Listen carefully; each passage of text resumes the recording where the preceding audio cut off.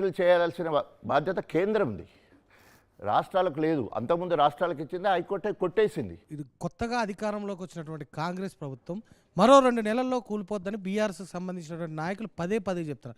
ఎందుకు వాళ్ళ దగ్గర ఏమైనా మ్యాజిక్ ఉందా? అదే అప్రజాస్వామికం. వాళ్ళు మాత్రము 10 ఏళ్ళు పాలించవచ్చు. కొత్తగా ప్రజాస్వామ్యంగా ఏర్పడ్డ పార్టీ 64+1 65 సభ్యులతోటి ఈరోజు ప్రభుత్వంలో ఉన్న పార్టీని 39 మంది మేము ఉన్నాం, 7 ఎంఐఎం, 8 మంది బీజేపీ, మేము అందరం కలిస్తే 54 అవుతాం.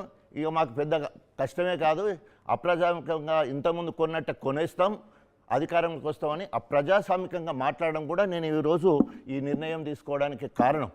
ఎందుకంటే గతంలో టీడీఎల్పీ లేకుండా చేశారు, గతంలో కాంగ్రెస్ సిఎల్పీ లేకుండా చేశారు. 2 సందర్భాల్లో 2/3 మెజారిటీ మందిని తీసేసుకొని పార్టీ ఫిరాయింపు చట్టం కూడా వర్తించకుండా మొత్తము బుల్డోజ్ చేసి నిరంకుశ పాలన ఆ 10 ఏళ్లలో చూసినాం. మళ్ళీ ఇప్పుడు కూడా ప్రజల నుండి బలం లేకున్నా కూడా ఆ రకంగా కొని అప్రజాస్వామికంగా మళ్ళా చేస్తామని చెప్పేసి అక్కడ మా దగ్గర కడియం శ్రేణి మాట్లాడతాడు. అన్నీ తెలిసిన కేటీఆర్ గారేమో కేసీఆర్ గారు 6 నెలలనే ముఖ్యమంత్రి అంటాడు. సో ఇది ఎంత అక్కడ ఆ డయాస్ మీద నేను కూర్చోడంగానే మాట్లాడినప్పుడు ఒక ప్రజాస్వామ్య విలువలతో త్యాగం చేసి వచ్చిన మనకు ఇంకా అక్కడ మనలేము అనే ఉద్దేశంతో బయటికి రావడం జరిగింది. అంటే మీరేం ప్రశ్నించలేదా ఇలా టీడీఎల్పీని సిఎల్పీని బుల్డోజ్ చేసినప్పుడు ఒక సీనియర్ మెంబర్గా? పార్టీలో ఉండి ప్రశ్నించే అవకాశము టీఆర్ఎస్కి ఉన్నప్పుడు లేదు, బీఆర్ఎస్గా మారిన తర్వాత లేదు, ఓడిపోయినాక కూడా ఇప్పటికి కూడా లేదు. ఆ అవకాశం అక్కడ లేదు.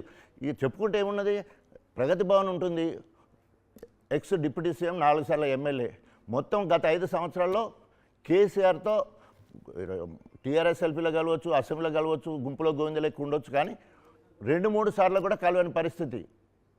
ఒక దళిత డిప్యూటీ సీఎం, 4 సార్లు ఎమ్మెల్యే, నీకు స్పెషల్ డెవలప్మెంట్ ఫండ్ లేదు, లేదా ఓ ప్యాకేజ్ లేదు, నియోజకవర్గానికి ప్రత్యేక నిధులు లేవు, ఇచ్చినవి అమలు చేయని పరిస్థితి. అంటే ఇప్పుడు బయటకు వచ్చిన వాళ్ళందరూ కూడా కేసీఆర్ నియంత్రణతో అన్నింటి గురించి మాట్లాడతారు.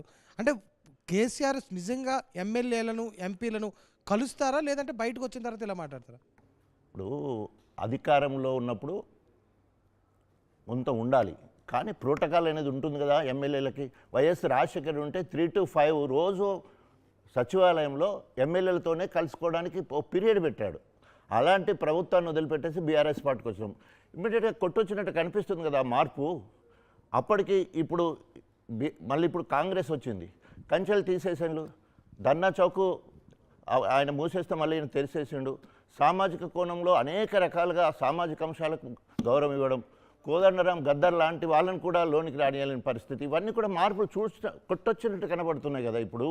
సో అక్కడ ఉన్నప్పుడు ఎట్లుంటాం, వాళ్ళకి వెళ్ళి బయటకు వస్తే మనం మాట్లాడగలుగుతాం. ఏరు పడితే తండ్రి మీద ఏరు పడితే మనం మాట్లాడగలుగుతాం. తండ్రి పెట్టే తినుకుంటూ తండ్రి పెట్టిన పదవుల్లో ఉండుకుంటూ కార్యక్రమం చేయలేం కదా. అందుకనే రాజీనామా చేసి బయటకు వచ్చిన తర్వాత పార్టీతో సంబంధమైంది, ప్రభుత్వంలో లేము, మన స్వేచ్ఛాజీవులం, అక్కడ ఏమేమి అవమానాలు జరిగితే బయటకు వచ్చి చెప్పడానికి ఒక చక్కటి అవకాశం. సో అంతేగాని అందులో ఉండి మనం మాట్లాడితే అక్కడ ఆయన నోట్లకి ఏం మాట్లాడి మనకు అప్పుడు ఏం తెలుస్తుంది. ఒకవేళ మాట్లాడితే ఒక పార్టీకి వ్యతిరేకం అని అప్పుడే డయాస్ మీద ఒక దిక్కేమో సంపత్ రెడ్డి, పాగాల సంపత్ రెడ్డి జనగాం జిల్లా అధ్యక్షుడు చనిపోయి ఆయన సంతాప సభ జరుగుతూ ఉంటే కడియం శ్రేయర్ మాట్లాడతాడు, ఆయన నా నియోజకవర్గం నుంచి ఎమ్మెల్యే గెలిచాడు. ఎంత ఘోరంగా మాట్లాడతాడు, మనం త్వరలోనే అధికారంకి వస్తాం, మనం 39 మంది ఉన్నాం, 7 వాళ్ళు ఉన్నారు, మరి బీజేపీ గెలిచిన 8 మంది నీ వాళ్ళు ఎట్లయితారు? అదే అంతకుముందు ఇక్కడికి మన మోడీ గారు వచ్చినప్పుడు చెప్పిండు, మా కొడుకు సీఎం అవుతారు అని నన్ను అడగటానికి వచ్చిండు కేసీఆర్ అని చెప్పిండు. అర్థమైపోయింది అంటే ఏంటి, రేపు రాబోయే రోజుల్లో బీజేపీ బీఆర్ఎస్ కలిసి పనిచేయబోతున్నట్టు తెలుస్తూ ఉన్నది. కాన్స్టిట్యూన్స్ కదా, అన్నీ ఒప్పుకోలేము కదా వాళ్ళు చెప్పేది. సో ఆ డయాస్ మీద చచ్చిపోయిన సంతాప సభను పక్కకు పెట్టేసి మీరు అధికారంలో వచ్చేంత వరకు అదే పార్టీలో ఉన్నారు కదా, బీఆర్ఎస్ బీజేపీ 2 కలిసే పనిచేశాయా లోపాయికారంగా మొన్నటి ఎలక్షన్స్లో? మొన్నటి వరకు పనిచేయలేదు, కానీ ఎప్పుడైతే ఓడిపోయినలో ఇక ఒంటరిగా గెలవలేమని అనుకుంటున్నారో రేపు కలిసే అవకాశం ఉంది.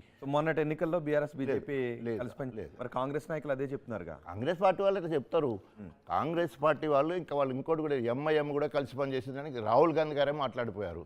అప్పుడు ఎలక్షన్లప్పుడు అనేక మంది అనేక రకాలుగా మాట్లాడతారు. వీటన్నింటి బేరీ చేసుకొని ప్రజలు ఇచ్చే తీర్పు మనం కట్టుబడి ఉంటుంది కదా. ఒకవేళ బీఆర్ఎస్ గెలిచి ఉంటే మీరు ఇంకా బీఆర్ఎస్లోనే ఉండేవారా?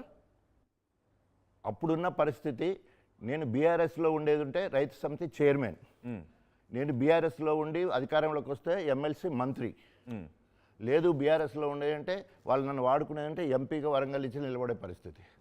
ప్రజలు కొట్టిన తర్వాత ఇంకా మనకు బీఆర్ఎస్ అధికారం సో ఓడిపోయింది కాబట్టి మీరు బీఆర్ఎస్ను వదిలారు, గెలుచుంటే మీరు బీఆర్ఎస్లోనే ఉండేవారు, రైట్?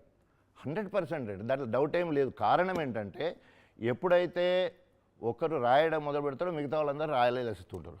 ఒకసారి మార్పు ప్రజలు కోరుకున్నారు, బీఆర్ఎస్ అవసరం లేదు. కుటుంబ పాలన, నిరంకుశ పాలన, ఫ్యూడల్ విధానము, ప్రజాప్రతినిధులకు గౌరవం లేదు, ప్రజలు చీదరించుకున్నారు.